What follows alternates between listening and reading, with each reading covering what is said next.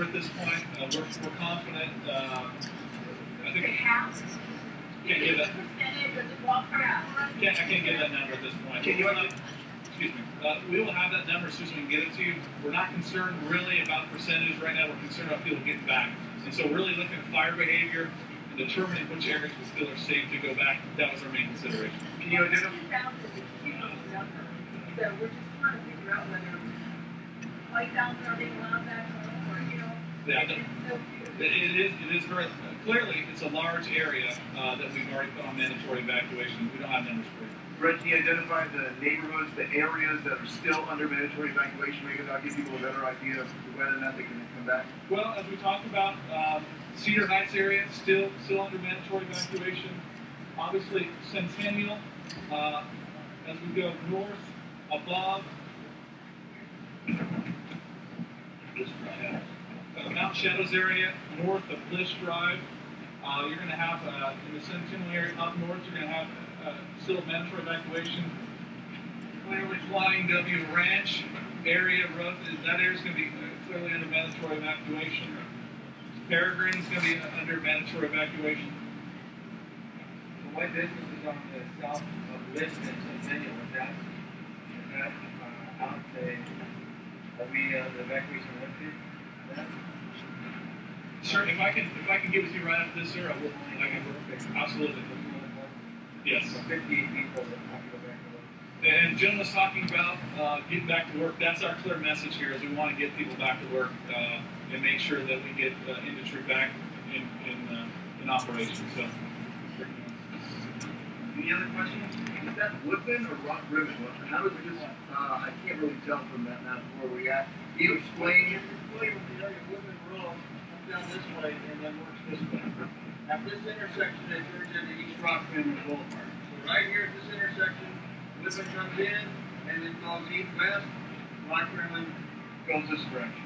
So we're talking about as Woodman hooks into Rockrimmon, that is the boundary.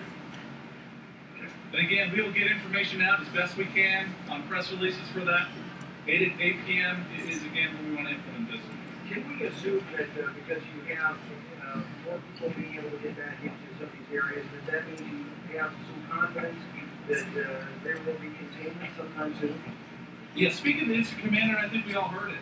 I think we're gaining more confidence. Doesn't mean we are in a situation where we're able to be completely out of the woods, so to speak, in this fire. I think there's still a dangerous situation, as was talked about by the incident commander, but I think we're making some progress. And so that's again, and I just was on the phone with him, and so in consultation with him, this is the recommendation at this point. And what parts of the area that are currently still burning are you most concerned about in terms of fast-moving, spreading of this fire? No, I think with fire behavior, we'll defer to the briefing times that are already set up. That's the incident commander sort of question that we can defer to him.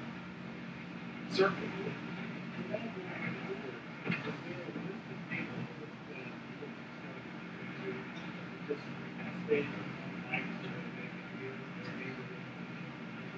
Sure. What we can do, Chief Fair, if you want to point out the areas, what we'll do is we'll try to point the areas again and list some neighborhoods.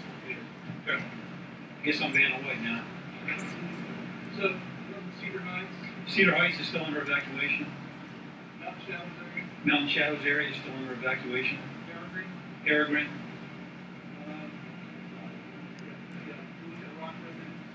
Rockrimmon area is still under evacuation.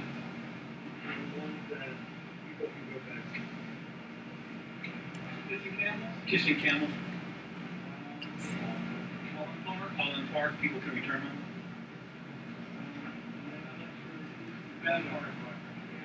So you go.